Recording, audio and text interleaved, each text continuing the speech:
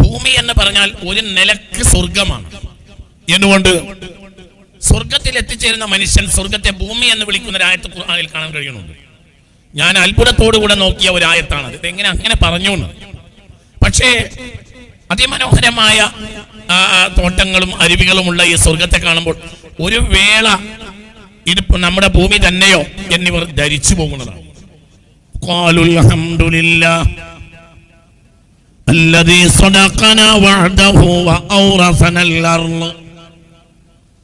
അവർ സ്വർഗത്തിന്റെ വാതിൽ പടിവാതിൽ കിടക്കുമ്പോൾ പറയും, അൽഹംദുലില്ലാ, സർവസ്തുതിയും നാഥനായ അള്ളാഹുവിനാണ്.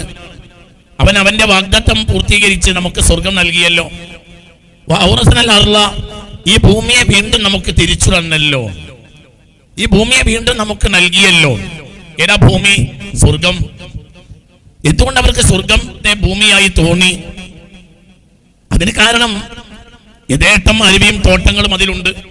അപ്പോൾ അതിനെ ഒരു വേള ഒരു മാത്രയിൽ അത് ഭൂമി തന്നെയല്ലേ എന്നവര് ധരിച്ചു. ഞാൻ വിശദീകരിക്കുന്നില്ല.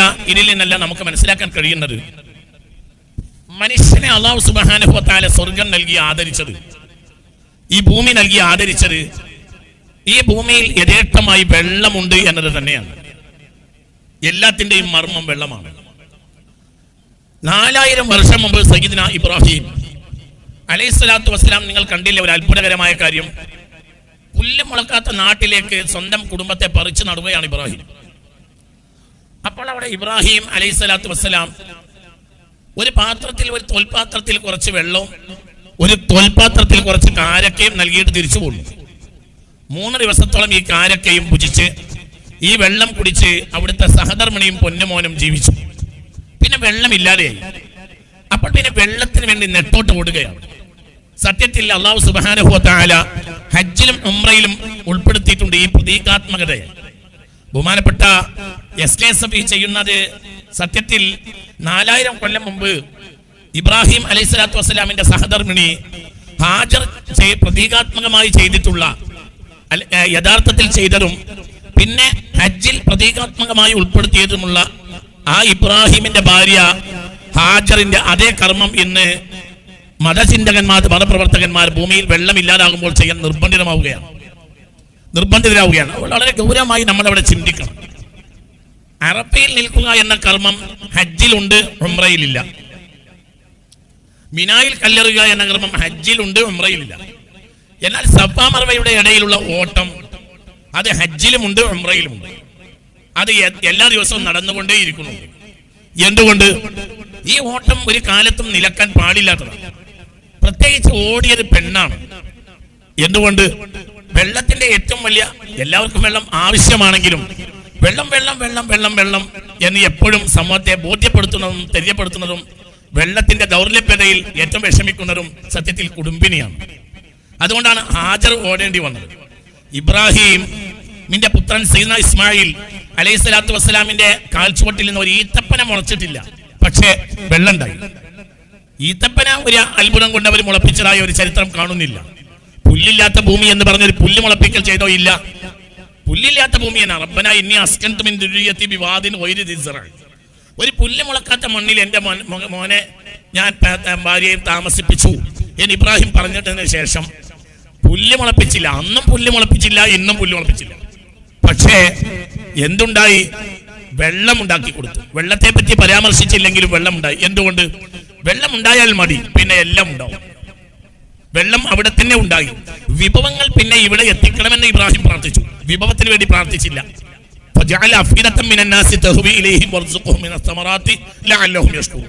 എല്ലാ നാട്ടിലെ വിഭവങ്ങളും ഇവിടെ എത്തണം, പക്ഷെ വെള്ളം ഇവിടെ തന്നെ ഉണ്ടാവും. വെള്ളമില്ലാത്ത ഒരു സൊസൈറ്റിയിൽ ഒരു കാരണവശാലും ജീവൻ നിലനിർത്താൻ കഴിയില്ല. മാനുഷ്യ ചരിത്രം നമ്മൾ പരിശോധിച്ചാൽ സിവിലൈസേഷൻസ് എല്ലാം വന്നിട്ടുള്ള നദിക്കരകളിലാണ്.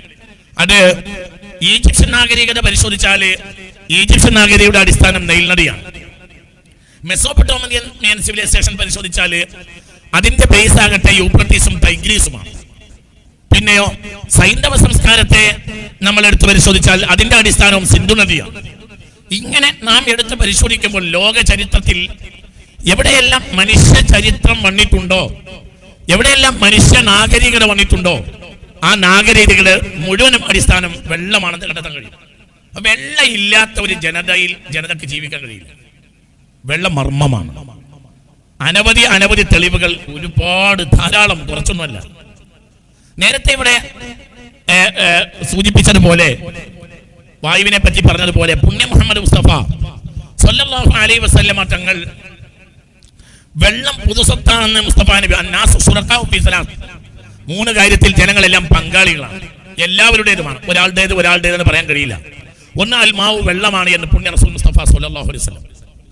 ഒരാൾ വെള്ളത്തെ ചുമന്നു കൊണ്ടുവന്നൊരു നദീനെടുത്ത് ചുമന്നു കൊണ്ടുവന്നാൽ ആ ചുമക്കുന്നതിന്റെ അധ്വാനം അനുസരിച്ച് അയാൾക്കത് മറ്റൊരാൾക്ക് കൈമാറുമ്പോൾ ഒരു വേതനം സ്വീകരിക്കാവുന്നതാണ്. പക്ഷേ വെള്ളത്തിന്റെ വേതനമല്ലാതെ പകരം അദ്ദേഹത്തിന് അധ്വാനത്തിന്റെ വേതനമാണ്. എന്തുകൊണ്ട്? വെള്ളം എല്ലാവരുടേതുമാണ്. ലോകത്തെ ഏറ്റവും വലിയ അക്രമി ആരാണെന്ന് പുണ്യ നബിയോട് ചോദിച്ചപ്പോൾ പുണ്യ നബി സല്ലല്ലാഹു അലൈഹി വസല്ലം തങ്ങൾ പറഞ്ഞത് മനാ ഇബ്ന സബീലി മിൻ ഫളലി മാഇഹി എന്ന് മുഹമ്മദ് മുസ്തഫ.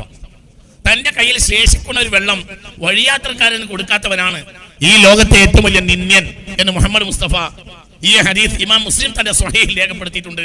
അൻ അബീ ഹുറൈറ റളിയല്ലാഹു അൻഹു. ലോകത്തെ ഏറ്റവും വലിയ നിഷ്ഠൂരൻ, ലോകത്തെ ഏറ്റവും മോശപ്പെട്ട ആൾ ആരാണ്? ഏറ്റവും മോശപ്പെട്ട ആൾ മനഅ ലിബ്നി സബീലി മിൻ ഫളലി മാഇഹി. തന്റെ കയ്യിൽ തന്റെ ആവശ്യം കഴിച്ചിട്ട് ബാക്കിയുള്ള വെള്ളം വഴിയാത്രക്കാരന് കൊടുക്കാത്തവനാണ്. വഴിയാത്രക്കാരനെ പ്രത്യേകിച്ച് എടുത്തു പറയാൻ കാരണം, ഒരു നാട്ടിൽ താമസിക്കുന്ന ആളെ സംബന്ധിച്ചിടത്തോളം ഒരു നാട് വെള്ളം ഉണ്ടായാലേ നാടാകൂ. വെള്ളം ഇല്ലെങ്കിൽ പിന്നെ നാട് ആവില്ല. വെള്ളം ഉണ്ടായിരിക്കണം. വഴിയാത്രക്കാരനെ സംബന്ധിച്ചിടത്തോളം വഴിയാത്രക്കാരൻ വെള്ളം ഉള്ളിടത്തും വെള്ളം ഇല്ലാത്തടത്തും യാത്ര ചെയ്യും. അപ്പൊ അയാൾക്ക് വെള്ളം നൽകുക എന്നത് തദ്ദേശവാസിയുടെ പ്രധാനപ്പെട്ട ബാധ്യതയാണ് എന്ന അടിസ്ഥാനത്തിലായിരിക്കും. ഇത്തഖുൽ മലാഇന, ശാപം വരുന്ന കാര്യം നിങ്ങൾ പ്രത്യേകം സൂക്ഷിക്കണമെന്ന് മുഹമ്മദ് മുസ്തഫ. ഏതാണ് ഈ ശാപം വരുന്ന കാര്യം? ഒന്ന് അൽ ബുറാസു ബിൽ മായി, വെള്ളത്തിൽ മൂത്രിക്കുക, കാട്ടിക്കുക, അഴുക്കിടുക. അവരുടെ മേൽ ലോകത്തെ സകല മനുഷ്യരും അന്ത്യനാൾ വരെ ശപിച്ചുകൊണ്ടിരിക്കുമെന്ന് മുഹമ്മദ് മുസ്തഫ സല്ലല്ലാഹു അലൈഹി വസല്ലം. വളരെ നമ്മൾ സൂക്ഷിക്കണം.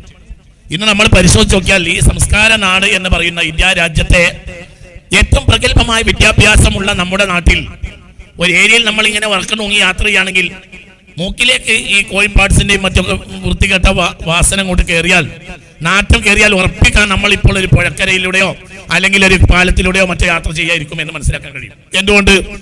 ഉള്ള വേസ്റ്റ് മുഴുവനും ഉള്ള വൃത്തികേട് മുഴുവനും ഇന്ന് പുഴക്കരകളിലാണ് വലിച്ചെറിഞ്ഞിട്ടുള്ളത്.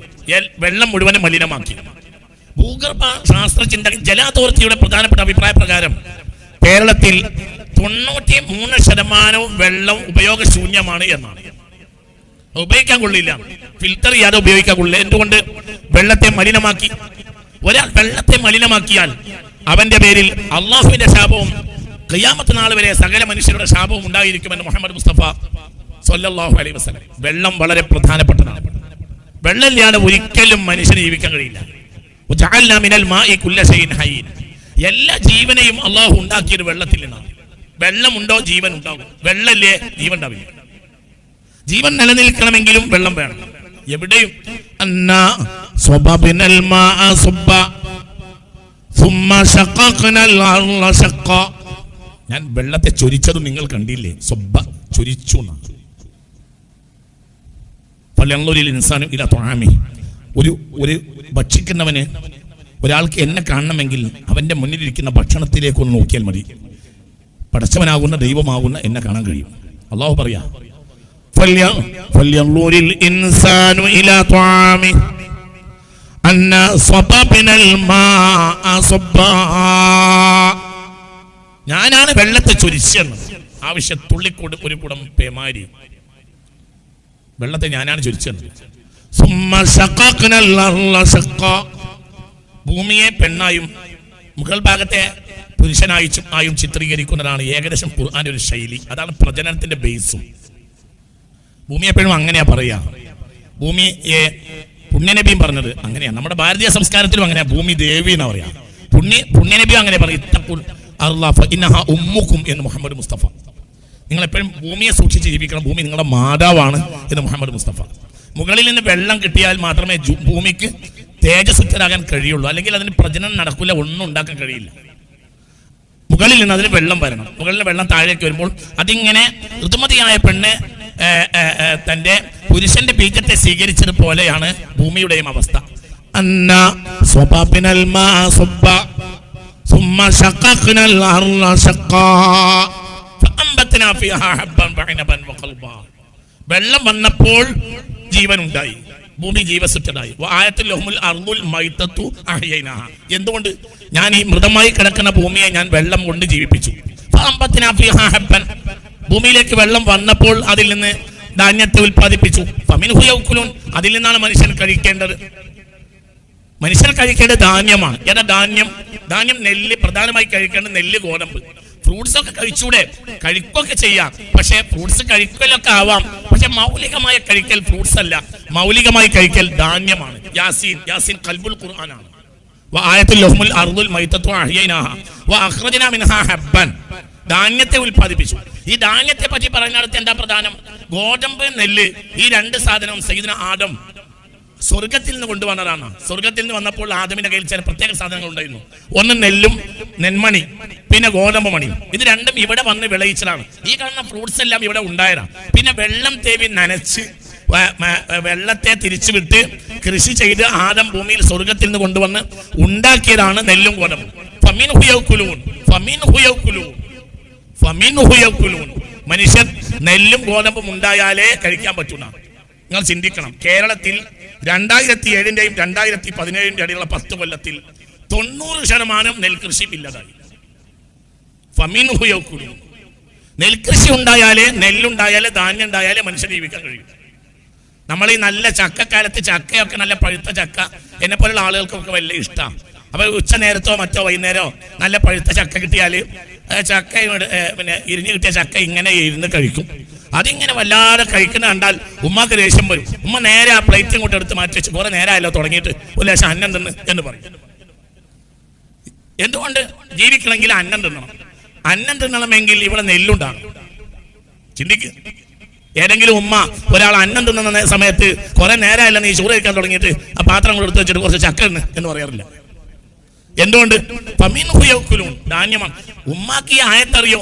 ഉമ്മാക്ക് ആയത്തൊന്നും അറിയില്ല. പക്ഷെ പഴയ കാലത്തെ ആളുകളിൽ നിന്ന് ഇവിടെ ചരിത്രത്തിന്റെ ഈ ജനിതക പാരമ്പര്യം അനുസരിച്ച് ആയിരക്കണക്കായ തലമുറകളിലൂടെ ഈ വിജ്ഞാനം ഇവിടെ പകർന്നു കിട്ടിയതാണ്. അതിന് എന്ത് വേണം? വെള്ളം വേണം. 2007 ഉണ്ടായിരുന്ന 2007-ന്റെ കഥ തന്നെ പോക്കാണ്. 2007 ഒരു ആനുപാതികമായ ഒരു ബേസ്മെന്റ് ആയി നമ്മൾ വെച്ചിട്ട് 2007-നെ പിടിച്ചാൽ ഒരു 10 കൊല്ലം പറയാ, ഒരു ദശാബ്ദം.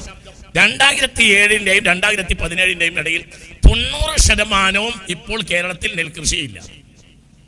എന്തുകൊണ്ട്? വെള്ളമില്ല. വെള്ളമില്ലെങ്കിൽ വെള്ളം നമ്മൾ വളരെ ചിന്തിക്കണം. ഭൂമിക്കടിയിൽ പെട്രോൾ ഉണ്ടെങ്കിൽ തിരക്കടില്ല, നമുക്ക് പെട്രോൾ വിറ്റ് വെള്ളം വാങ്ങായിരുന്നു. അതിന് പെട്രോളും ഇല്ല.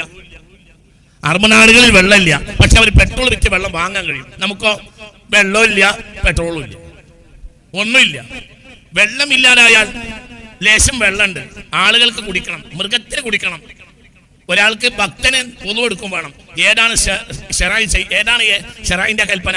ബഹുമാനപ്പെട്ട ഇബ്നു ഖുദാമ റളിയല്ലാഹു അൻഹു ശറഹുൽ കബീറിൽ പറയുന്നുണ്ട്, പൊതു എടുക്കാനേ പാടില്ല, തായ്മ ചെയ്ത് നിസ്കരിച്ചോട്ടെ, കാലിക്ക് വെള്ളം കൊടുക്കണമെന്ന് മഹാനായ ഇബ്നു ഖുദാമ തന്റെ ശറഹുൽ കബീറിൽ രേഖപ്പെടുത്തിയിട്ടുണ്ട്. ഇതാണ് ഫുഖഹാന്റെ വീക്ഷണം. വെള്ളം, കുടിപാനീയം, കുടിക്കൽ അനിവാര്യമാണ്. അത് മനുഷ്യന് മാത്രമല്ല, നായക്ക് വെള്ളം കൊടുക്കാനില്ലാത്ത സമയത്ത് വെള്ളം കൊടുക്കണം. ഉദു ചെയ്യല്ല വേണ്ടത്. ഉദുവിന് പരിഹാരമുണ്ട്, നിസ്കരിക്കാൻ പരിഹാരമുണ്ട്, പക്ഷെ കുടിക്കാൻ പരിഹാരമില്ല. കുടിക്കുന്നതിന് പകരം മണ്ണ് എന്നാ പറ്റില്ല, നിസ്കരിക്കാൻ വെള്ളത്തിന് പകരം മണ്ണ് ഉപയോഗിക്കാം. വെള്ളമില്ലെങ്കിൽ ജീവിക്കാൻ കഴിയില്ല. വെള്ളം മൗലികമാണ്.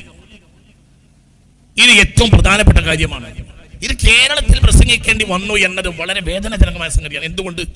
44 പുഴകൾ, ചെറിയ ഒരു സംസ്ഥാനം, ലോകത്ത് ഏറ്റവും ചെറിയ ഒരു നാട്, 44 പുഴകൾ, വലിയ വൻ നദികളടക്കം 44 പുഴകൾ, 33 ഡാമുകൾ, 45 ലക്ഷത്തിലേറെ കുളങ്ങളും കിണറുകളും ഉള്ള ഒരു സംസ്ഥാനം. നിങ്ങൾ ചിന്തിക്കുക. എന്റെ ഓർമ്മ വെച്ചിട്ട് ഇങ്ങനെ ഒരു കാലം ഉണ്ടായിട്ടില്ലല്ലോ എന്ന് ഞാനിങ്ങനെ ആലോചിച്ചു. പിന്നെ പഠിച്ചു നോക്കുമ്പോൾ എന്റെ ഓർമ്മ വെച്ചിട്ടല്ല, ഒരു നൂറ്റാണ്ടിനിപ്പുറം ഉണ്ടായിട്ടില്ല. അതായത് ഇടവപ്പാതിയിൽ മഴ പെയ്യും, ഒന്നിരിക്കലും അപ്പുറം ഇപ്പുറം മഴ പെയ്യും. മഴ പെയ്താൽ ഉടനെ, അല്ലെങ്കിൽ മഴ പെയ്യുന്നതോടുകൂടെ വിഷുവിന് അകം പുറം മഴ പെയ്യും എന്നതാണ് നമ്മുടെ കണക്ക്. നമ്മളൊരു കാർഷിക നാടാണ്, കച്ചവട നാടല്ല, മറ്റൊന്നുമല്ല. നമ്മളൊരു കാർഷിക നാടാണ്. നമ്മുടെ ഉപമകൾ പോലും കാർഷികമായ ഉപമകളാണ് ഏകദേശം. ആഘോഷങ്ങളും അങ്ങനെയാണല്ലോ. മലയാളത്തിന്റെ ആഘോഷങ്ങൾ കേവലം മതപരമായ ചടങ്ങുകളല്ല, പലതും കാർഷിക ആഘോഷങ്ങളാണ്. വിഷു ഒരു കാർഷിക ആഘോഷമാണ്, പലതും കാർഷിക ആഘോഷങ്ങൾ. ഉപമകൾ അങ്ങനെയാണല്ലോ. ഉപമകൾ പല പല പല ഉപമകളും അങ്ങനെയാണ്. കുമ്പളങ്ങ കട്ടവന്റെ തോളിൽ നോക്കിയാൽ അറിയാം, അത് നമ്മുടെ ഒരു ഉപമയാണ്. എന്തുകൊണ്ട് അതൊരു ഉപമയാണ്? ഇതിനൊരുപാട് പദപ്രയോഗങ്ങൾ ലോകത്തെ പല ഭാഷകളിലുണ്ട്. പക്ഷെ മലയാളത്തിൽ അത് കുമ്പളങ്ങയാണ്. എന്തുകൊണ്ട്? മലയാളത്തെ സംബന്ധിച്ചിടത്തോളം വീട്ടിന്റെ പരിസരത്തൊക്കെ കുമ്പളങ്ങയും മത്തിനും ഒക്കെ ഉണ്ടായിരുന്നു എമ്പാടും. നമ്മുടെ നാടിലാകെ ജനങ്ങൾ വാങ്ങിയിരുന്നത്, എന്റെ കുട്ടിക്കാലത്ത് ജനങ്ങൾ വാങ്ങിയിരുന്നത് ഉപ്പും മുളകും. ഈ സാധനം അല്ലാത്തൊരു സാധനം വാങ്ങൂല. എല്ലാം നമ്മുടെ പരിസരത്തുണ്ടാവും. രണ്ട് കണ്ട പാടമുണ്ട്, ആ പാടത്തിന് ഇഷ്ടം പോലെ നല്ല തവളക്കണ്ണൻ നെല്ലുണ്ടാവും. തവളക്കണ്ണൻ നെല്ലിന്റെ സ്വഭാവമുണ്ട്, ചെറിയ അരി കൊണ്ട് തന്നെ വലിയ വറ്റുണ്ടാവും. അപ്പൊ ചെറിയ ഒരു അരമുക്കാൽ ഇടങ്ങാഴി അരി വെച്ചാൽ തന്നെ ഒരു 10, 20, 25 അക്കാലത്ത് ഇഷ്ടംപോലെ അംഗങ്ങളുടെ കുടുംബത്തിൽ ഒരു മുക്കാൽ ഇടങ്ങാഴി അരി വെച്ചാൽ തന്നെ ഒരു പുരയിലുള്ള വലിയ കുടുംബത്തിലെ എല്ലാവർക്കും തിന്നാൻ കഴിയും. അത് അത്ര വലിയ അരിയാണ് ഈ തവളക്കണത്തിന്റെ നെല്ലിന്റെ അരിയൊക്കെ. അത് രണ്ട് കണ്ട പാടം ഉണ്ടായാൽ മതിയോ? പിന്നെ ആവശ്യമായതെല്ലാം പരിസരത്തുണ്ടാവും. രാവിലെ പണിക്ക് പോകുന്ന ഒരാളോട് ഒരാൾ തമാശ രൂപേണ രൂപ എന്താ പണിക്ക് പോകണോ എന്ന് ചോദിക്കുമ്പോൾ അയാൾ പറഞ്ഞോട് അറിയാം ഉപ്പും മുളകും വാങ്ങേണ്ടെന്നാണ്.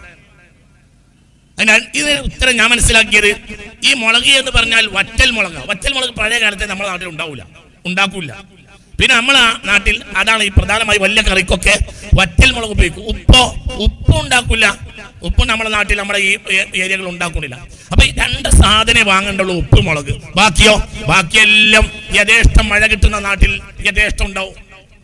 ഒന്നും വാങ്ങേണ്ടതില്ല. തികഞ്ഞ ഒരു കാർഷിക നാട്. എന്നാൽ ഇപ്പോൾ എല്ലാം വെള്ളം വരെ വാങ്ങേണ്ടി വന്നിരിക്കുന്നു. വെള്ളമില്ല. വെള്ളം വരെ ഭൂമിയിൽ ഇല്ലാതെയായി. വളരെ വലിയ വേദനാജനകമായ സംഗതിയാണിത്. ഇത് നിസ്സാരപ്പെട്ട ഒരു കാര്യമായി ആരും ധരിക്കരുത്.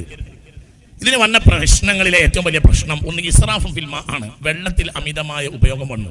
വലാ തുസ്രിഫ് ഫിൽ മാ, വെള്ളത്തിൽ ഒരിക്കലും അമിതമായ ചെലവഴിക്കൽ പാടില്ലെന്ന് മുഹമ്മദ് മുസ്തഫ സ്വല്ലല്ലാഹു അലൈഹി വസല്ലം. ഒന്നാമതായി സർക്കാരുകളും സന്നദ്ധ സംഘടനകളും SKSF പോലെയുള്ള സംഘടനകളും ഇവർ വളരെ ഗൗരവമായി നമ്മുടെ പ്രവർത്തകന്മാർ ചെയ്യേണ്ടത് ഈ വിഷയത്തിൽ സർക്കാരിനെ കണ്ട് ഉത്തരവാദിത്തപ്പെട്ട ആളുകളെ കണ്ട് കാര്യത്തെ ധരിപ്പിക്കണം. നമ്മൾ ഈ സ്പീഡ് കൂടുന്നതിന് പകരമായി സ്പീഡ് ഗവർണറൊക്കെ മറ്റേ എന്താ പറയാ, ഈ വണ്ടി ഞാൻ ഉദാഹരണം പറയാം. SKSF ഞാൻ പറയാ, ഇത് മുഖ്യമന്ത്രിയോടോ വകുപ്പ് മന്ത്രിയോടോ മുന്നിൽ വെക്കാൻ ഞാൻ ഉദാഹരണം പറയാം. എനിക്ക് ഇത് വിശദമായി തോന്നിയ ഒരു കാര്യം ഞാൻ ഇത് പറയാനുള്ള കാരണം, ഞാൻ ഈ വിഷയത്തിൽ ഏകദേശം 12 വർഷങ്ങൾക്ക് മുമ്പ് കോഴിക്കോട് പ്രഭാഷണം നടത്തിയിട്ടുണ്ട്. അന്ന് ഇഷ്ടം പോലെ മഴ കിട്ടുന്ന കാലമാണ്. എന്തിനാ ഇതൊക്കെ ഈ റമളാൻ മാസത്തിൽ പറയുന്നു എന്ന് വിചാരിച്ച് കുറെ ആളുകൾക്ക് അത് ഒരു ആവശ്യമില്ലാത്ത പ്രസംഗമായി തോന്നുകയും ചെയ്തിരുന്നു. പക്ഷെ എനിക്കറിയായിരുന്നു ഇവിടെ മഴ പെയ്യൂല, ഇവിടെ രൂക്ഷമായ വെള്ളക്ഷാമം വരും. ഇപ്പോൾ എനിക്ക് വീണ്ടും അറിയുന്ന ചില കാര്യങ്ങളുണ്ട്. ഇത് ഈ ക്യാമ്പയിൻ കൊണ്ട് പരിഹരിക്കുന്ന പ്രശ്നമേ അല്ല, വലിയ ആപത്ത് വരാൻ പോവാണ്. ഒരിക്കലും ഈ പ്രശ്നം പരിഹരിക്കൂല. എന്തുകൊണ്ട്? ബോധവൽക്കരണം ഇല്ല, അറിയൂല, അതിനൊരു വർക്ക് ചെയ്തിട്ടില്ല, അതിലെ മതവും പറഞ്ഞു കൊടുത്തിട്ടില്ല. ഞാൻ അതും വളരെ മതം പറഞ്ഞു കൊടുത്തിട്ടില്ല. ഈ വിഷയത്തിൽ മുസ്ലിം പണ്ഡിതന്മാർക്ക് വലിയ ബാധ്യതയുണ്ട്, അനാസ്ഥ കാണിച്ചിട്ടുണ്ട്. എന്നെ പോലത്തെ ആളുകൾ, പഴയ കാലത്തെ ആളുകളല്ല. പഴയ കാലത്തെ ആളുകൾ ഞാൻ പറയാം, എൻ്റെ ഉമ്മ ഞങ്ങളെ വീട്ടിലൊരു 3.5 കുടം വെള്ളം കൊണ്ടാണ് ഒരു ദിവസം കഴിഞ്ഞിരുന്നത്. 3.5 കുടം വെള്ളം. ഈ 3.5 കുടം എന്നുള്ളത് 4 കുടാവില്ല, 3.5 കുടം തന്നെ. അവസാനം അതായത് ഉമ്മ മുക്കിയിട്ട് കുടത്തിൽ ഇങ്ങനെ നിറച്ച് ഏറ്റി കൊണ്ടുവന്നിട്ട് ഉമ്മ ഇങ്ങനെ മുക്കിയിട്ട് മൈക്കൊന്ന് ശ്രദ്ധിക്കും മോനെ, മൈക്കട്ടെ ഓപ്പൺ സ്റ്റേജിൽ എന്തിനാ അത്ര മൈക്കൊക്കെ ലുബ്ധത കാണിക്കുന്നത്?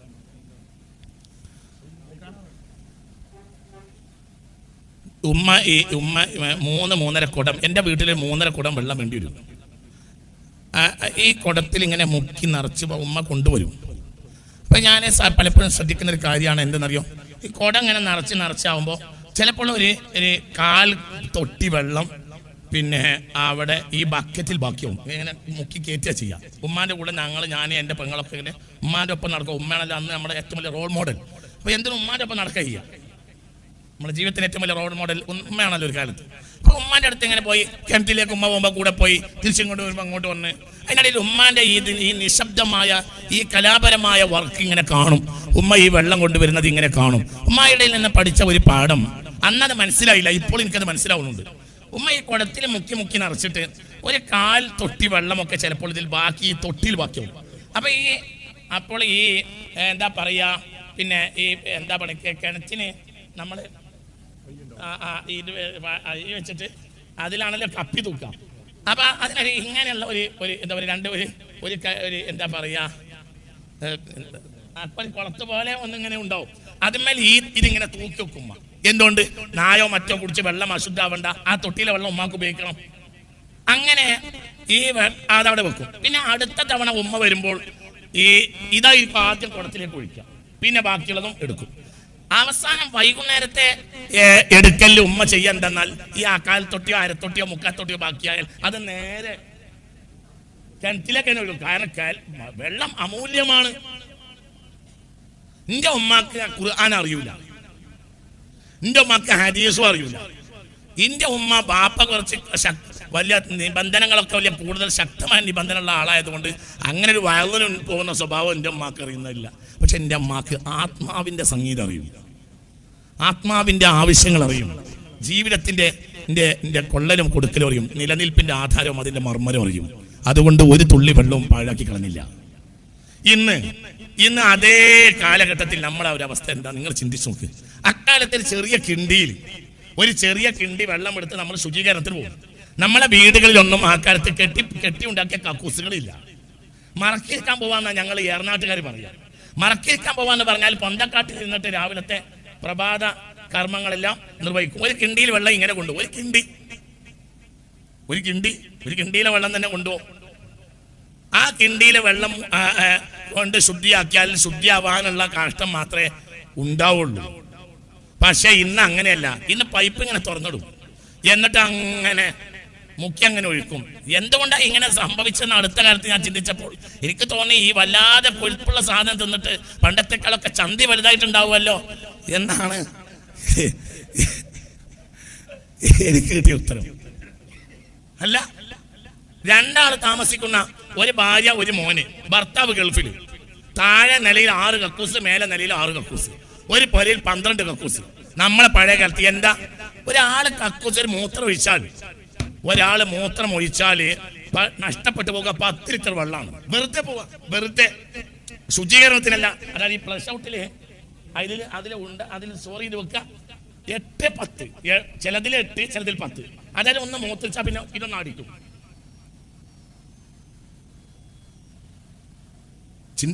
ഞാൻ അങ്ങനെ ചെയ്യാറില്ല. എന്തുകൊണ്ട്? എനിക്ക് വലിയ വേദന തോന്നും. ഞാൻ അപ്പോൾ ബക്കറ്റിൽ ബാക്കിയുള്ള വെള്ളം ഉണ്ടെങ്കിൽ അത് കക്കൂസിൽ അങ്ങോട്ട് ഒഴിക്കും. ഞാൻ ഈ ഫ്ലഷ് ഔട്ടിൽ മേടില്ല. എനിക്ക് വലിയ പേടിയാണ്. പഠിച്ചോനെ ഇത് കുറ്റായി പോവുമല്ലോ എന്നൊരു പേടിയാണ്. ഞാൻ സത്യം പറയാം, ഒരു വാസ്തവം പറയാൻ നമുക്ക്. വെറുതെ ഒന്ന് മൂത്രിച്ചപ്പോൾ ആ മൂത്രിക്കുന്ന ആ കക്കൂസിന്റെ ക്ലോസറ്റിന്റെ അവിടെ ഒരു ചെറിയ ഭാവ വ്യത്യാസം ഉണ്ടായിരുന്നു ആ വെള്ളത്തിന്. അത് കഴുകി അതൊന്ന് ഒഴുക്കി കളയാൻ വേണ്ടിയിട്ട് 8 മുതൽ 10 ലിറ്റർ വെള്ളം വരെ വെറുതെ അങ്ങോട്ട് ഒഴിവാക്കും.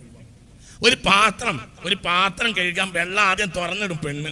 അതിങ്ങനെ വലിയ ഫോഴ്സിൽ വരണം, അപ്പോഴേ പെണ്ണിന് സമാധാനമാവുള്ളൂ. ഇതിലൊരു മതം ഉണ്ടല്ലോ. ഇത് ഹറാമല്ലേ? ജനങ്ങൾക്ക് വെള്ളം ദൗർബല്യം ലഭ്യമായ ഒരു കാലഘട്ടത്തിൽ പ്രത്യേകിച്ചു വുളൂ ചെയ്യാൻ പോലും പാടില്ല. വെള്ളത്തിന് ദൗർലഭ്യത വന്നാൽ വുളൂ ചെയ്യാൻ പാടില്ല എന്ന്, വുളൂ പോലും ചെയ്യാതെ വെള്ളം മൃഗങ്ങൾക്കും മറ്റും കൊടുക്കേണ്ടി വന്നാൽ കൊടുക്കണം എന്ന ശരിയായിട്ട് നിയമം. അതേ സമയത്ത് നിങ്ങൾ ചിന്തിക്കണം, നമ്മളെ ഈ അടുത്ത കാലഘട്ടത്തിലുള്ള നമ്മുടെ ഗാർഹിക രീതികൾ അനാവശ്യമായ വെള്ളത്തെ നശിപ്പിച്ചു. അവിടെ നമുക്ക് SKSF ഒരു ഇടപെടൽ നടത്താം. എന്താണ് ഈ പദ്ധതി കാലത്ത് നമ്മൾക്ക് ഇടപെടൽ നടത്തേണ്ടത്? സന്നദ്ധ സംഘടനകൾ ഒരു വാർഡ്, അതിന് കുറച്ച് വാർഡുകൾ തിരഞ്ഞെടുക്കാം. ഒരു വാർഡിൽ ഒരു ഇനാം പ്രഖ്യാപനം നടത്തുക. ഒരു സ്പീഡ് ഗവർണർ പോലത്തെ ഒരു സാധനം എന്താ പറയുക, ടാങ്കിൻ്റെ അവിടെയോ മറ്റോ ഘടിപ്പിക്കുക. എന്നിട്ട് ഒരു മാസം, ഈ പദ്ധതി കാലത്ത് ഒരു മാസത്തിൽ ഏറ്റവും കുറഞ്ഞ വെള്ളം ചെലവഴിച്ച ആളോഹരി നോക്കിയിട്ട്, വെള്ളത്തിന്റെ ആളോഹരി കണക്കാക്കിയിട്ട് ഏറ്റവും വെള്ളം കുറഞ്ഞ് ചെലവഴിച്ച വീട്ടുകാർക്ക് നല്ലൊരു അവാർഡ് കൊടുക്കുമെന്ന് ഏതെങ്കിലും ജിദ്ദയിലെ സുനി സെൻട്രോ അല്ലെങ്കിൽ പിന്നെ ഒരു നല്ല പാരിതോഷികം, ഒരു 25,000 ഉറുപ്പിക ഒരു പാരിതോഷികം നിശ്ചയിച്ച് ഒരു വാർഡിൽ കൊടുത്താലും വലിയ നഷ്ടമൊന്നും ഉണ്ടാവില്ല എന്നാണ് ഞാൻ മനസ്സിലാക്കുന്നത്. ഏറ്റവും ചുരുങ്ങിയത് വെള്ളം ഒരു അമൂല്യമായ സാധനമാണ് എന്ന്. ഹാറൂൺ റഷീദിനോട്, ഭരണാധികാരിയോട് ഒരാള് വന്ന് ചോദിച്ചു, ഒരു ഗ്ലാസ് വെള്ളം വേണ്ടിയിരുന്നു. അപ്പോൾ വെള്ളം എൻ്റെ നാട്ടിൽ യഥേഷ്ടം ഉണ്ടല്ലോ എന്ന് പറഞ്ഞ് വെള്ളം കൊണ്ടുവരാൻ ആവശ്യപ്പെട്ടു. വെള്ളം കൊണ്ടുവന്നു. ആ വെള്ളം ഈ പിച്ചക്കാരൻ കുടിച്ചു. പിന്നെ ചോദിച്ചു, പ്രഭു ഇതിന് എന്താ വില? അപ്പോൾ പറഞ്ഞു, എൻ്റെ നാട്ടിൽ വെള്ളത്തിന് വില ഇല്ല എന്നാണ്. ഹാറൂൺ റഷീദ്. അപ്പോൾ ചോദിച്ചു, ഇത് തീരെ കിട്ടാതായാലോ? അപ്പോൾ പറഞ്ഞ്, ഞാൻ എൻ്റെ രാജ്യം വിറ്റെങ്കിലും വെള്ളം വാങ്ങുന്നുള്ളൂ. അപ്പോൾ പറഞ്ഞു, ഒരു ഗ്ലാസ് വെള്ളത്തിന്റെ വില ഒരു രാജ്യത്തിന്റെ വിലയാണല്ലോ എന്ന് പറഞ്ഞു. ഒരു രാജ്യത്തിന്റെ വിലയാണ് ഒരു ഗ്ലാസ് വെള്ളത്തിന്റെ വില. അങ്ങനെയുള്ള സമയം ഉണ്ടാവും. കാരണം വെള്ളത്തിന് പരിഹാരമേ ഇല്ല. എന്തിന് പരിഹാരമുണ്ട്? വെള്ളത്തിന് പരിഹാരമില്ല. ഉദാഹരണം പറയാ, നമ്മൾ പ്ലാസ്റ്റിക് അരി ഇറങ്ങിയിട്ടുണ്ട് ഈ അടുത്ത കാലത്ത്. പ്ലാസ്റ്റിക് വെള്ളം ഇറങ്ങൂല.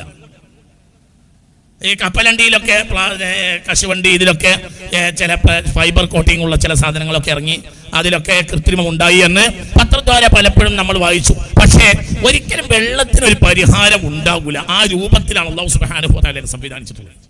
അതുകൊണ്ട് വലാ തുസ്രിഫിൽ മാ, ഒരിക്കലും നിങ്ങൾ വെള്ളത്തിൽ അമിതമായി ചെലവഴിക്കരുത് എന്ന് പുണ്യ മുഹമ്മദ് മുസ്തഫ സല്ലല്ലാഹു അലൈഹി വസല്ലം, ഇതിന്റെ ഭാഷയാണ്, ഇതിന്റെ അടിസ്ഥാനമാണ്. ഇത് പുണ്യ നബി സല്ലല്ലാഹു അലൈഹി വസല്ലം ശക്തമായി നമ്മളോട് താക്കീത് ചെയ്തിട്ടുള്ളതാണ്. റിസോർട്ടുകൾ മുഴുവനും ബോധവൽക്കരണം നടത്തും. ഈ വേനൽക്കാലത്ത് റിസോർട്ടുകൾ പൂട്ടാൻ വേണ്ടി, അത് മുതലാളിമാരോടും കോർപ്പറേറ്റുകളോടും നമുക്കുള്ള ഒരു ദേഷ്യം കൊണ്ടല്ല, റിസോർട്ടുകൾ പൂട്ടിയേ മതിയാകൂ. എന്തുകൊണ്ട്? റിസോർട്ടുകളിൽ ആയിരക്കണക്കിന് 10,000-കണക്കിന് ഗ്യാലൻ വെള്ളം നിറച്ചിട്ടുള്ള എന്താ പറയാ വലിയ വലിയ സ്വിമ്മിംഗ് പൂളുകൾ, ഇത് നിർബന്ധമായി വേനൽക്കാലത്ത് ഒഴിവാക്കണം. നമ്മളിവിടെ ഇരുന്നിട്ട് ശരിയാവില്ല.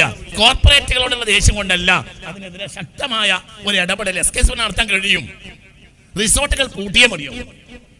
റിസോർട്ട് നിർബന്ധമായി പൂട്ടണം. അത് ഇവിടുത്തെ വലിയ മുതലാളിമാർ ഒന്നും നമ്മുടെ ദേഷ്യമല്ല, അത് വസ്തുതയാണ്. സാധുക്കളായ സാധാരണക്കാരായ മനുഷ്യർക്ക് ജീവിക്കാനുള്ള വെള്ളം ഇല്ലെങ്കിൽ എന്ത് ചെയ്യും? പിന്നെ വെള്ളം കിണറ്റിൽ നിന്ന് എടുക്കുന്ന കാര്യത്തിൽ നമ്മൾ പ്രോത്സാഹിപ്പിക്കണം. അനാവശ്യമായി വെള്ളം എടുക്കാതിരിക്കാം. കരണ്ടിന്റെ കാര്യം തന്നെ നോക്കൂ നിങ്ങൾ. ഈ കഴിഞ്ഞ കരണ്ട് ബില്ലിനെ പറ്റി ഒരു വീട്ടുകാരൻ എന്നോട് പറഞ്ഞു, ഒരു 4-5 കൊല്ലത്തിനുള്ളിൽ വരാത്ത ഒരു ബില്ലാണ് ഈ പ്രാവശ്യം എനിക്ക് വന്നിട്ടുള്ളത്. സാധാരണ വീട്ടുകാരൻ. സ്വാഭാവികമായും KCB അതിന്റെ പണം താരിഫിനനുസരിച്ച് വീണ്ടും കൂട്ടേണ്ടി വരും. കാരണം ഇല്ല, കൊടുംവേനൽ ഉണ്ടാകുന്ന ഏകദേശം വേനൽ അവര് നീണ്ടുപോയി കൊടുംവേനൽ ഉണ്ടാകുന്ന സമയത്ത് ഇടുക്കിയിലെ ഡാമിലും മറ്റും ഉണ്ടായിരുന്ന ആ വെള്ളത്തിന്റെ അളവാണ് ഇപ്പോൾ ഫെബ്രുവരി മാസത്തിൽ നമ്മുടെ നാട്ടിൽ വന്നിട്ടുള്ളത്. ഡാമിന്റെ അവസ്ഥ അങ്ങനെയാണ്. 8 മാസമായി വെള്ളം ഇല്ല. ഇങ്ങനെ ഒരു ഓർമ്മ എന്റെ മനസ്സിലില്ല. ഇടവപ്പാളിയിൽ മഴ പെയ്യും, ഇടവത്തിൽ ഈ മിഥുനത്തിൽ ഉണ്ടാവും, മിഥുനത്തിലില്ലെങ്കിൽ കർക്കിടകത്തിൽ നല്ല മഴ ഉണ്ടാവും, കർക്കിടകത്തിൽ ചിങ്ങവും കന്യവും ഉഷാറുണ്ടാവും. ഇനി ഒന്നാം വർഷമില്ലെങ്കിലോ തുലാം വർഷം കെങ്കേമമാവും. ഈ പ്രാവശ്യം മഴ വന്നിട്ടേ ഇല്ല, മഴയില്ല. ഇങ്ങനെ ഒരു കാലഘട്ടം എന്റെ ഓർമ്മയിലില്ല. ഇനി രണ്ടാമതായി ജനത്തിന് ബോധോ ഇല്ല, വെള്ളം വേണം. എന്റെ കുട്ടിക്കാലത്ത് ഒരു 2 ആഴ്ച 3 ആഴ്ച വെള്ളത്തിന് നേരം വൈകിയാൽ സാധുക്കളായ ആളുകളെ വിളിച്ചു വരുത്തി കഞ്ഞി വെച്ചു കൊടുക്കും കർഷകർ. എന്നിട്ട് മഴ പെയ്യിപ്പിക്കാൻ വേണ്ടി ദുആ ചെയ്യും. അള്ളാഹിനോട് ദുആ, പടച്ചവനെ മഴ പെയ്യിപ്പിക്കണേ. ഈ കഞ്ഞും ഞാൻ കുടിച്ചിട്ടുണ്ട്, ഈ മഴയും ഞാൻ കൊണ്ടിട്ടുണ്ട്. എന്നാൽ ഇന്നത്തെ സാഹചര്യത്തിൽ അങ്ങനെ കാണാനില്ല. മാത്രമല്ല വളരെ ഗൗരവമായ ഒരു വിഷയം എന്തെന്നാൽ ഇപ്പൊ നമ്മുടെ നാട്ടിൽ നടന്നുകൊണ്ടിരിക്കുന്നത് വെള്ളമൊന്നും ജനങ്ങൾക്ക് അത്ര വലിയൊരു വിഷയമല്ല. ഞാൻ ഈ അടുത്ത ദിവസം ഒരു മതപ്രഭാഷണത്തിന് പോയി. നമ്മുടെ മലപ്പുറം ജില്ലയിൽ ഒരു പ്രധാനപ്പെട്ട ഒരു സ്ഥലത്ത് ഒരു മതപ്രഭാഷണത്തിന് പോയി. അങ്ങനെ മതപ്രഭാഷണം തുടങ്ങുന്ന സമയത്ത് പ്രാർത്ഥന അങ്ങനെ കഴിഞ്ഞ് ഒരു ഉസ്താദ് ഉദ്ഘാടനം ചെയ്യുന്നുണ്ട്. ആ സമയത്ത് ഒരു 3-4 തുള്ളി മഴ ഇങ്ങോട്ട് വന്ന് വീണു. അപ്പൊ സംഘാടകർ എന്നോട് ഓടി വന്ന് പറഞ്ഞ്, ഉസ്താദെ ദുആ ചെയ്യണേ എന്ന് പറഞ്ഞു. അപ്പൊ എനിക്കത് മനസ്സിലായില്ല. പ്രശ്നം എന്താ ഇവരിപ്പോ ഈ പറഞ്ഞത്? ദുആ ചെയ്യണേ എന്ന് പറഞ്ഞാൽ അതിന്റെ അർത്ഥം മഴ പെയ്യരുത്, മഴ പെയ്താൽ നമ്മളെ വയറിലൊക്കെ കൊളായി പോകുമല്ലോ എന്നർത്ഥം. അപ്പോൾ മഴ ഉണ്ടായിട്ടില്ലെങ്കിൽ പ്രശ്നമില്ല. കുറച്ച് വയറുകളാണ് ഇപ്പൊ നമ്മുടെ നാട്ടിൽ ഉണ്ടാവേണ്ടത്, കുറച്ച് വയറിലും കുറച്ച് പന്തുകളിയും. അതാണ് ഇപ്പൊ നമ്മൾ ആകെ മതബോധമുള്ളവരുടെ അടുത്ത് പോലും അതാണ്. എന്താ വെള്ളത്തിന്റെ പ്രാധാന്യം അറിയൂല. എങ്ങനെയാണ് ഈ ലോകം ഇതുവരെ കഴിഞ്ഞു വന്നത് അറിയൂല. ഈ ഭൂമി ഈ നിലക്ക് നോക്കിയാലും ഈ ഭൂമി ഒരിക്കലും മുന്നോട്ട് പോകില്ല. അത്രയും വലിയ പ്രയാസത്തിലേക്ക് ഭൂമി നീങ്ങിക്കൊണ്ടിരിക്കുകയാണ്. ഭൂമിയും നരകവും തമ്മിൽ വ്യത്യാസമില്ലാതെയായി മാറുകയാണ്. അതിന് ഒരുപാട് കാരണങ്ങളുണ്ട്. ഒരു കാരണം മനുഷ്യന്റെ ആ ബോധമില്ലായ്മ. എന്നൊരായത്തുണ്ട് ഖുർആനിൽ. അവർക്ക് നാം ഇങ്ങനത്തെ വരൾച്ചയും ക്ഷാമവും പ്രയാസങ്ങളൊക്കെ കൊടുക്കുന്നത് അവർ ചെയ്തു കൂട്ടിയ തിന്മയെക്കുറിച്ച് ഒരു അല്പബോധമെങ്കിലും അവർക്കുണ്ടാകാൻ ലഅല്ലഹും യർജിഊൻ, പിന്നീട് അവർക്ക് തിരിച്ച് നന്മയിലേക്ക് മടങ്ങാമല്ലോ. അവ ചെറിയ ഒരു ഡോസ് അള്ളാഹു തന്നതാണ്. ഇതിനനുസരിച്ച് നമ്മൾ നമ്മൾ ബോധവാന്മാരായില്ലെങ്കിൽ ഇതിന്റെ അനന്തരമായി നമുക്ക് ഉണ്ടാകാവുന്ന വിഷയങ്ങൾ വളരെ ഭയാനകമായിരിക്കും. ഞാൻ നീട്ടി പറയുന്നില്ല, ധാരാളം ആളുകൾ ഇവിടെ പ്രസംഗിക്കാനുണ്ട്. ഭൂമി ഈ നിലക്ക് മുന്നോട്ട് പോവുകയില്ല. ഈ ഭൂമി മുന്നോട്ട് പോകാതെ ഇവിടുത്തെ ഈ കാണുന്ന മരങ്ങൾ, ചെടികൾ, ഓരോ ചെടികളും ഓരോ പുല്ലും ഇതൊക്കെ അള്ളാഹുവിനെ നമിച്ചുകൊണ്ടിരിക്കുന്നു എന്ന് ഖുർആനിലുണ്ട്. അതൊക്കെ നിലനിർത്തൽ നമ്മുടെ ഓരോരുത്തരും ബാധ്യതയാണ്. ഒരു പുല്ല് നിസ്കരിക്കാത്ത ദിവസമല്ല, അള്ളാഹുവിനത് സാഷ്ടാംഗം ചെയ്യുമെന്ന് ഖുർആൻ പറയുന്നുണ്ട്. അശ്ശംസു വൽ ഖമറു ബിഹിസ്ബാൻ വന്നജ്മു വശജറു യസ്ജുദാൻ. പുല്ലുവള്ളികളും മരങ്ങളും എല്ലാം സുജൂദ് ചെയ്തുകൊണ്ടേയിരിക്കുന്നു എന്ന് ഖുർആനിലുണ്ട്. അപ്പോൾ അവർക്ക് വെള്ളം ഒഴിച്ചു കൊടുത്താൽ അത് ഏറ്റവും വലിയൊരു നന്മയാണ്. ഇതാ ഖിയാമത്ത് നാൾ ഉണ്ടായി, ഫസീല. അപ്പോഴാണ് ഒരാൾ കയ്യിൽ ഒടിച്ചു കുത്തിയാൽ തളിർക്കുന്ന ഒരു മരക്കൊമ്പ് കിട്ടിയതെങ്കിൽ, ഒരു കമ്പ് കിട്ടിയതെങ്കിൽ, ഒരു പൂളക്കമ്പോ മറ്റോ കിട്ടിയതെങ്കിൽ അതവൻ ഒടിച്ചുകുട്ടി നനച്ചു കൊടുക്കണമെന്ന് മുഹമ്മദ് മുസ്തഫ സല്ലല്ലാഹു അലൈഹി വസല്ലം. ഞാൻ വിശദീകരിക്കുന്നില്ല. ചുരുക്കത്തിൽ ഇത് മതപരമായ ഒരു ബാധ്യതയാണ്. ഈ ഭൂമിയെ വീണ്ടും ഹരിതപ്പെട്ടണയിക്കൽ മതപരമായ ഉത്തരവാദിത്തമാണ്. ഒരു മനുഷ്യൻ ഒരു ചെടിയെ നട്ടുപിടിപ്പിച്ചാൽ ആ ചെടിയിൽ നിന്ന് ഒരാൾ തണൽ അനുഭവിച്ചാൽ പോലും ആ അളവിൽ ഈ മനുഷ്യൻ അല്ലാഹു ദോഷം പുറത്തു കൊടുക്കുമെന്ന് മുഹമ്മദ് മുസ്തഫ സല്ലല്ലാഹു അലൈഹി വസല്ലം. ഒരു കൃഷി ഒരാൾ ഉണ്ടാക്കിയാൽ കൃഷി ഇല്ലാതെയായി, കുളമില്ല, കൃഷിയില്ല, പാടശേഖരമില്ല, ഒന്നുമില്ല. ആന്ധ്രയിലും നേപ്പാളിലും ചൈനയിലും ഒക്കെ നെല്ലുണ്ടാക്കുന്നതുകൊണ്ട് നമ്മൾ ജീവിക്കുന്നു. നമ്മൾ കേരളത്തിന്റെ അളം കേരളം എന്ന് പറയുന്നു. എന്നാൽ കഴിഞ്ഞ വേനലിൽ 30% തെങ്ങ് ഉണങ്ങിപ്പോയി. ഈ നിലക്ക് വന്നാൽ ഈ പ്രാവശ്യം 60% തെങ്ങും ഉണങ്ങിപ്പോകും. കേരളം അല്ലാതായി മാറും. കഴിഞ്ഞ വേനൽക്ക് 30% തെങ്ങ് ഉണങ്ങിയിട്ടുണ്ട്. വലിയ വലിയ തെങ്ങ്, അതായത് വലിയ നല്ല കായ തരുന്ന തെങ്ങ്. കേരളത്തിന് ആയിരക്കണക്കായ കൊല്ലങ്ങളായി കേരളത്തിന്റെ അളം കേരളം എന്ന് പറയുന്നപ്പോൾ ഇതുപോലത്തെ ഒരു ക്ഷാമം ഇവിടെ ആയിരക്കണക്കായ കൊല്ലങ്ങളായി ഉണ്ടായിട്ടില്ല എന്ന് സാരം. ഇതാ ഈ നിലക്ക് പോയാല് ഈ 1-2 മാസത്തിന്റെ ഉള്ളിൽ നമ്മുടെ തെങ്ങുകളിൽ 60% തെങ്ങും ഇല്ലാതെയാവാൻ തന്നെയാണ് സാധ്യത. ഇതൊക്കെ ഗൗരവമായി നമ്മൾ കണക്കിലെടുക്കേണ്ടതുണ്ട്. അതുകൊണ്ട് ആത്മാർത്ഥമായ ക്യാമ്പയിൻ സംഘടിപ്പിക്കണം. ഇതിലെല്ലാവരും ഇറങ്ങണം, നമ്മൾ തന്നെ പ്രവർത്തിക്കണം. അതിന് പുറമെ നമ്മളും നല്ല ഒരു പരിമിതിയും എല്ലാ കാര്യത്തിനും വെക്കലും ആവശ്യമാണ്. നമ്മൾ ജനങ്ങളോട് ഇങ്ങനെ പ്രസംഗിച്ചാൽ പോരാ, നമുക്കും ചില പരിമിതികൾ ഉണ്ടാകണം. 700 മില്ലി ലിറ്റർ വെള്ളം കൊണ്ടാണ് മുഹമ്മദ് മുസ്തഫ തങ്ങൾ ഓതു എടുത്തിരുന്നത്. 700 മില്ലി ലിറ്റർ വെള്ളം, 700-750 അത്രേ വരുള്ളൂ. നമുക്ക് മുൻകൈ കഴുകണമെങ്കിൽ 3 ലിറ്റർ വെള്ളം വേണം. പുണ്യ റസൂൽ സല്ലല്ലാഹു അലൈഹി വസല്ലം കാന യതവല്ലു ബി മുദ്ദിൻ 700-750 മില്ലി ലിറ്റർ ആണ് ഒരു മുദ്ദ്. അതുകൊണ്ട് മുഖം കഴുകി, കൈ കഴുകി, കാല് കഴുകി, തല കടവി, ഇതാണല്ലോ അംഗസ്നാനം. ഒരു മുദ്ദ് വെള്ളം എന്ന് പറഞ്ഞാൽ ഏകദേശം 700-750 ഉള്ളിൽ മില്ലി ലിറ്റർ വെള്ളം കൊണ്ട് നബി സല്ലല്ലാഹു അലൈഹി വസല്ലം വുളു എടുക്കും. മുത്ത് മുഹമ്മദ് മുസ്തഫ സല്ലല്ലാഹു അലൈഹി വസല്ലം ചിന്തിക്ക്. വകാന യതവല്ലു ബി സായിൻ 2.5 ഇടങ്ങളിൽ വെള്ളം കൊണ്ട് നബി കുളിക്കും. 2.5 ഇടങ്ങളിൽ വെള്ളം കൊണ്ട് നബി കുളിക്കും. ആകെ കുളിക്കും. കുളിച്ചാൽ തോർത്തൂല. നബി സല്ലല്ലാഹു അലൈഹി വസല്ലം കുളിച്ചാൽ തോർത്തൂല. എന്തുകൊണ്ട്? വെള്ളം ശരീരത്തിൽ ഉണ്ടാവുന്ന സമയം അത്രയും മലക്കുകൾ ഇവന് വേണ്ടി പൊറുക്കലിനെ തേടുമെന്ന് മുഹമ്മദ് മുസ്തഫ. വെള്ളത്തിന്റെ പ്രാധാന്യമാണത്. വെള്ളം തോർത്താൻ പാടില്ല. വെള്ളം ഒരാൾ ശരീരത്തിലേക്ക് കുളിച്ച് വെള്ളം ഒഴിച്ചു എന്നിട്ട് തോർത്താൻ പാടില്ല. തോർത്താതിരിക്കുന്ന കാലത്തോളം മലക്കുകൾ ഇവന് വേണ്ടി പൊറുക്കലിനെ തേടുമെന്ന് മുഹമ്മദ് മുസ്തഫ. എന്തൊരു മതമാണിത്!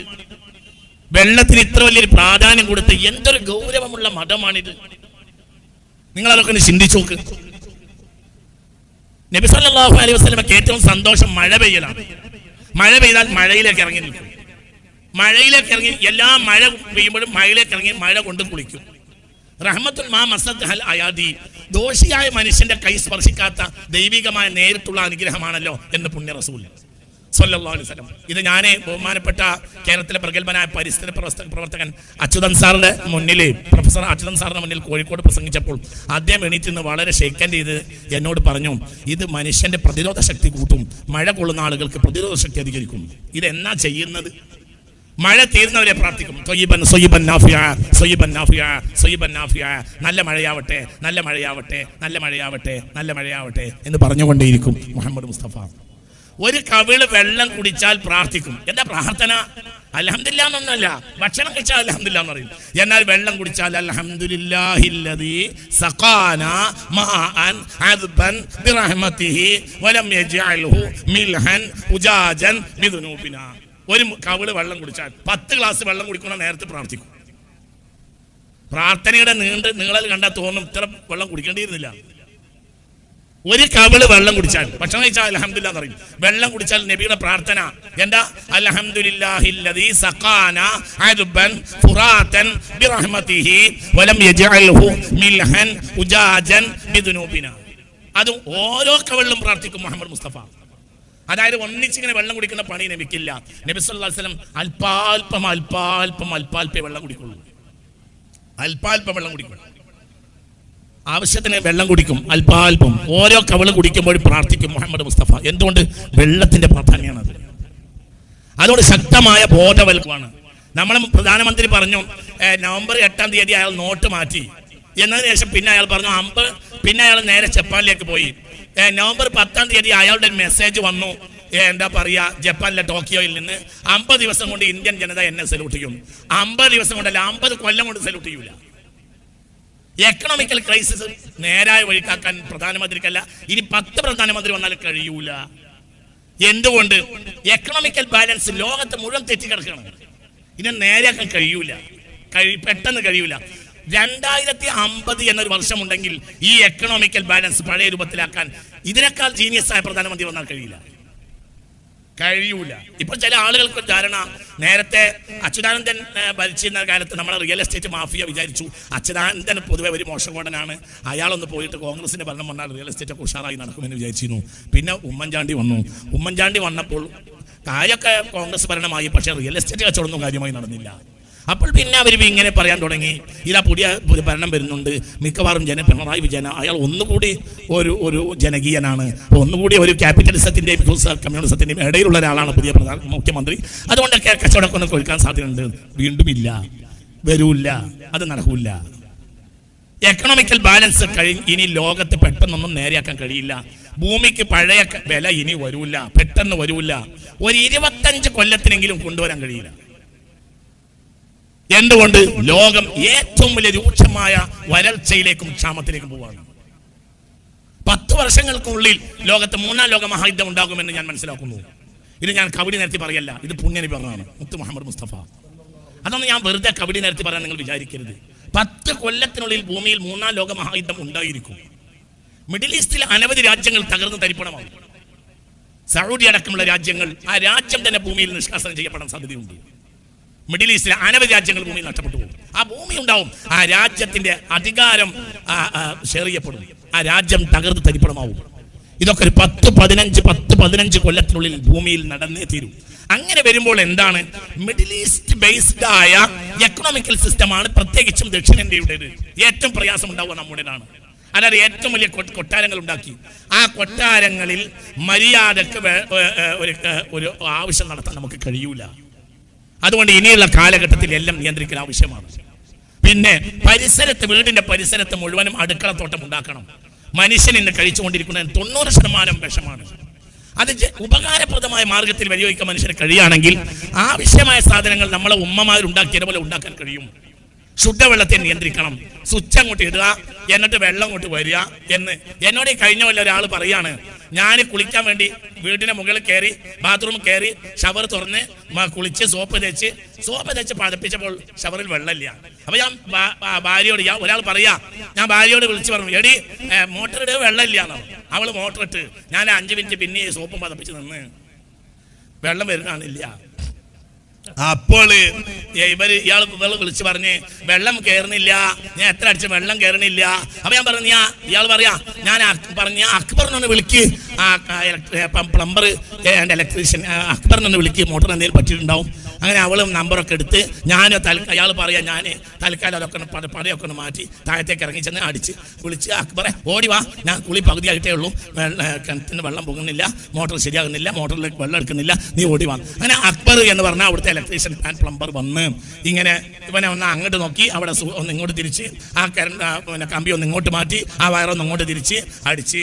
ഒരു വട്ടം അടിച്ച് വെള്ളം കയറിയില്ല, 2-ാം വട്ടം അടിച്ച് വെള്ളം കയറിയില്ല, സ്വിച്ച് ബോർഡ് അങ്ങോട്ടും ഇങ്ങോട്ടും തിരിച്ച് വെള്ളം കയറിയില്ല. അതിനിടയില് പണിയൊക്കെ എടുക്കുന്നതിന്റെ ഇടയില് അക്ബർ ഒന്ന് അടിയൊക്കെ നോക്കിയപ്പോഴാണ് മുറ്റം പോലെ കിടക്കാണ് കിണറ്.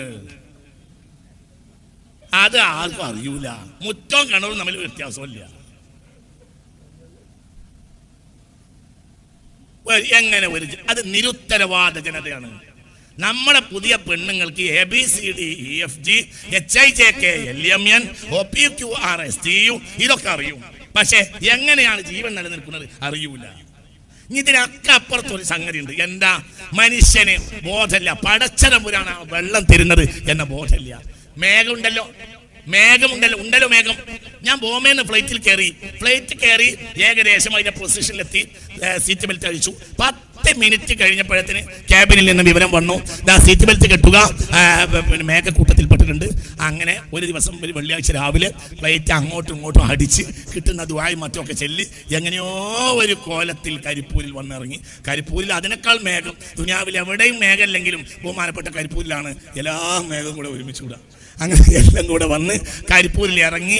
ഞാൻ ജുമാക്ക് വെള്ളിയാഴ്ച ഖുത്ബക്ക് ഓതാനായി ധൃതിയിൽ വരുന്നത്. പള്ളി ചെല്ലാൻ കാത്തു നിൽക്കാൻ സെക്രട്ടറി, ഉസ്താദെ ദുആ ചെയ്യണേ, വെള്ളമില്ലാണ്.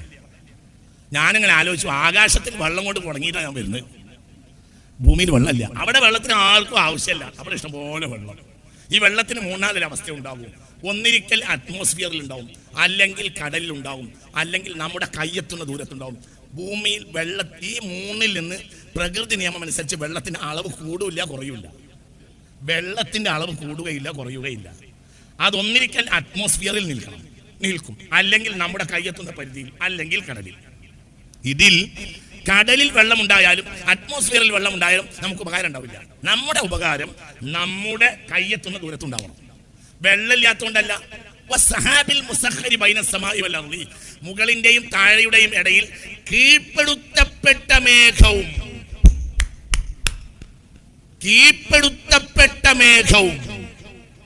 എന്നാണ്. മുകളിന്റെയും താഴെയുടെയും ഇടയിൽ, അതായത് അറ്റ്മോസ്ഫിയറിൽ 1 കിലോമീറ്ററിന് മുകളിൽ വെള്ളം തുടങ്ങും. പിന്നെ 8 കിലോമീറ്ററിന്റെ ഉള്ളിൽ ആ ലെയറിലാണ് സാധാരണ വെള്ളം ഉണ്ടാവുക. സാധാരണ വെള്ളം ആ സമയം അവിടെ ഉണ്ടാവും. ആ കീഴ്പ്പെടുത്തപ്പെട്ട മേഘവും പെയ്യെന്ന് പറഞ്ഞാൽ പെയ്യും, പെയ്യരുതെന്ന് പറഞ്ഞാൽ പെയ്യൂല.